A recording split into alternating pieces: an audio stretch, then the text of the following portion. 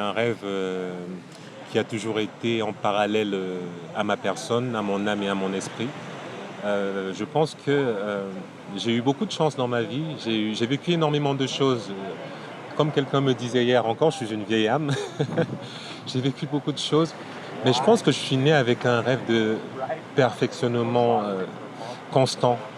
Enfin, un rêve de beauté et de féerie permanent. Je suis quelqu'un qui vit un peu sur un nuage et qui imagine la vie, je vais pas dire en rose, mais la vie empreinte d'une beauté absolue en fait. Une vie qui est dans l'excellence, qui est dans le beau, qui est dans le devenir, mais dans un devenir tellement grand et tellement grandiose qu'à chaque fois je vois les choses et je les décuple en grand. Je grandis tout ce que je vois en fait. Et je suis toujours en transformation. J'aime me transformer, j'aime déplacer les choses. Ma base, c'est vraiment... je- c'est la transformation, du coup la création. Parce que la création, quelque part, c'est la transformation. C'est pour ça que je suis parti dans le domaine de la création, parce que il fallait pour moi, en quelque sorte, c'est un exutoire pour moi, pour exprimer ce rêve que j'avais en permanence dans mon âme, ce rêve de parfaire. Bon, on n'attend jamais la perfection, c'est pour ça que je suis en action, parce que un nouveau palier exige un nouveau défi un peu plus haut en fait. Donc je suis chaque fois parti sur mon rêve, sur un nouveau nuage, sur un nouveau délire qui m'apportait toujours plus haut. Alors le rêve, s'il faut le matérialiser concrètement, je ne pourrais pas parce qu'il n'a pas de frontières, il n'a pas de couleur, il n'a pas d'a priori.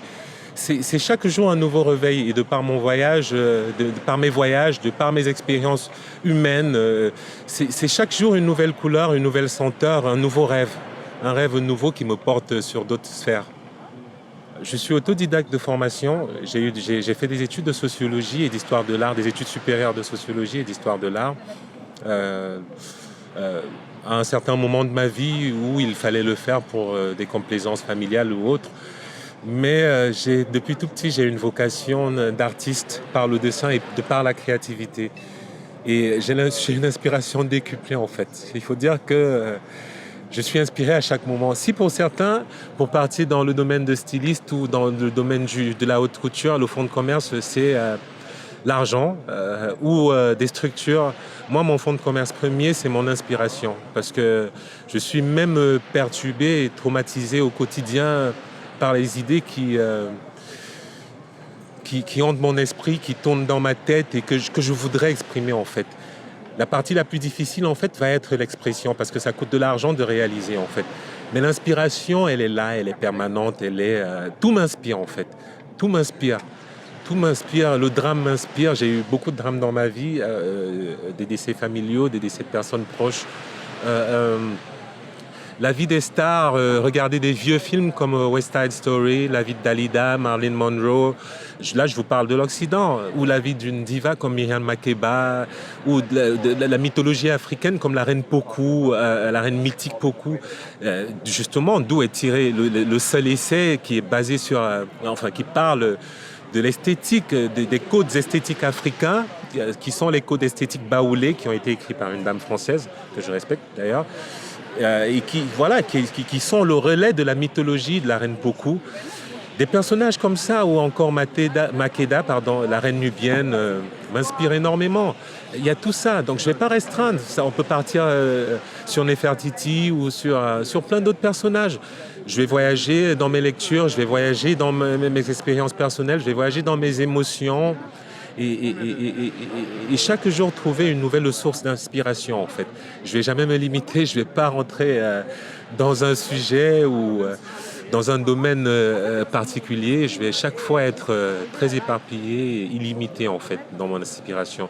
Et pour hier, vous avez vu un peu, entre autres, la chouette de Minerve qui était pour moi une réponse au racisme. Parce que la chouette de Minerve, c'est Hegel qui parle, c'est le philosophe Hegel qui parle de la chouette de Minerve qui ne prend son envol qu'à la tombée de la nuit et qui continue en disant que les peuples africains ayant des problèmes existentiaux à résoudre ne pourraient pas aspirer aux hautes sphères de l'art et du pensée, enfin et de la pensée. Donc moi en réponse, je fais une robe que je nomme la chouette de Minerve. pour dire que l'art est l'exutoire de tout peuple qui a une sensibilité. Et le peuple africain a une sensibilité et a une exubérance.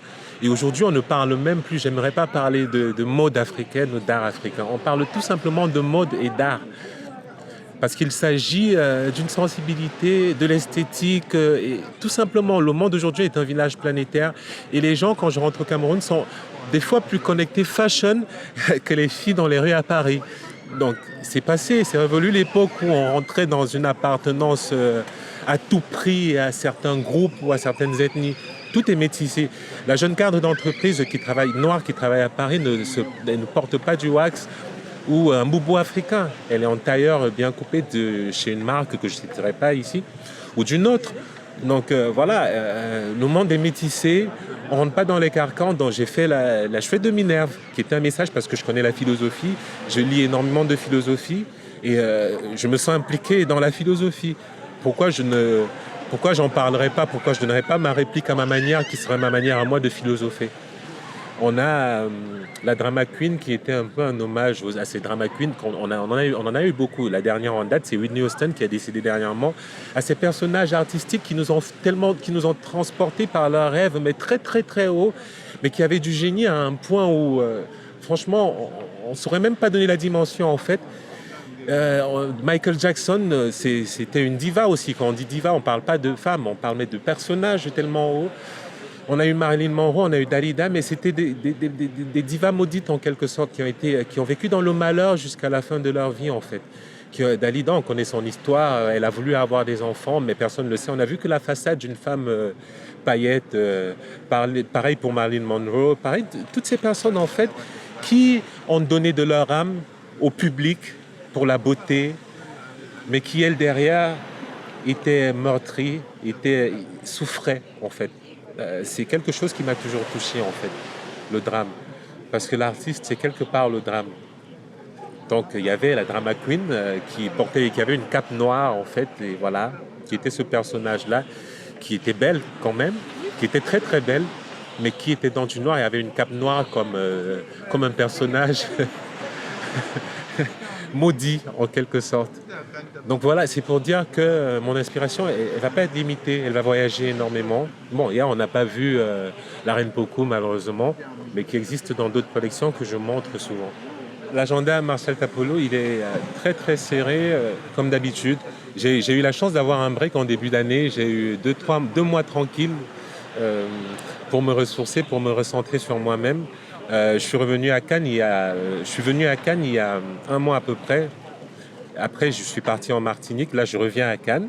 Tout de suite après, je devais aller au Gabon pour le sommet USA Gabon. Mais bon, finalement, j'ai annulé parce que je suis fatigué. Je ne pourrais pas parce que j'enchaîne sur Montréal pour la Black Fashion Week de 27 tout de suite. Plus tard, je vais à Cotonou où je suis nominé comme meilleur styliste africain pour le prix d'excellence. Après, j'ai un autre défilé en Éthiopie. Avant cela, j'ai 2 défilés sur Paris. Je vais me limiter là parce qu'il y en a énormément. Il y a mon défilé haute couture qui se prépare aussi sur Paris et sur Yaoundé parce que je ne voudrais pas oublier la ville d'où je viens qui m'a vu naître et tout. Donc je voulais le faire sur Paris parce que Paris m'a vu grandir aussi dans la mode. Et aller le faire tout de suite sur Yaoundé parce que voilà, j'ai vu le jour à Yaoundé. L'ouverture d'esprit, c'est une richesse. Savoir s'ouvrir à l'autre, c'est savoir accepter de prendre ce que l'on n'a pas, c'est-à-dire la différence qu'on n'a pas en nous. Savoir accepter une richesse qui s'offre à nous en fait. S'ouvrir au monde, s'ouvrir à l'autre, c'est s'épanouir dans cela, dans cette différence et dans ce métissage que devient le nouveau monde. Je le dis parce qu'aujourd'hui, on vit encore du racisme culturel, du racisme politique, du racisme dans tous les domaines. Mais pas que du racisme de blanc vis-à-vis de noir, mais du racisme même dans tous les sens. Ça peut être de noir vis-à-vis de blanc, etc. Donc j'invite les gens, parce que moi je voyage beaucoup et je vois beaucoup de gens, je vois beaucoup de choses, j'invite les gens à ouvrir leur esprit aux autres. Et aussi également à l'ouvrir à l'excellence et à l'échange. À l'ouvrir, à l'ouvrir à l'art, à l'ouvrir à une certaine dynamique, à une nouvelle dynamique futuriste qu'est le monde nouveau en fait. Et j'invite toute personne ou tout jeune qui aurait des aspirations artistiques ou même dans la haute couture, parce que là, c'est mon histoire personnelle, à foncer, parce que c'est un domaine qui est très difficile. On va vous fermer les portes tous les jours, chaque jour que Dieu a créé, on vous dira c'est juste pas impossible, on vous posera la question quand vous vous présenterez comme styliste, qu'est-ce que tu fais à côté? Parce que tout le monde vous dira en tant qu'artiste, ça fait pas vivre son homme. J'en suis à ma 11e année dans ma carrière, j'ai toujours payé mes 2 collections que je fais par an, de ma poche, de mes ventes, de mes réalisations, parce que je me lève tôt, parce que je veux le faire, parce que je crois en mon rêve et parce que je pense que ça vaut la peine d'être exprimé. Donc, si vous avez des ambitions, quelles qu'elles soient, exprimez-les et pensez-vous en premier qu'elles valent la peine d'être montrées au monde et d'être exprimées. Parce que si vous ne le pensez pas, personne ne le pensera à votre place. Bon, il y a des gens qui ont la chance d'avoir des mécènes tout de suite pour qui ça démarre. Mais sachez que vous ne les aurez peut-être pas. Mais c'est pas pour cela que ça vaut pas la peine d'être vu. Parce que juste par ce fait, on perd beaucoup de valeur, on perd beaucoup de richesses qui sont enfouies dans le regret et l'amertume du rejet. Donc exprimez-vous et allez-y, foncez. C'est moi qui vous remercie.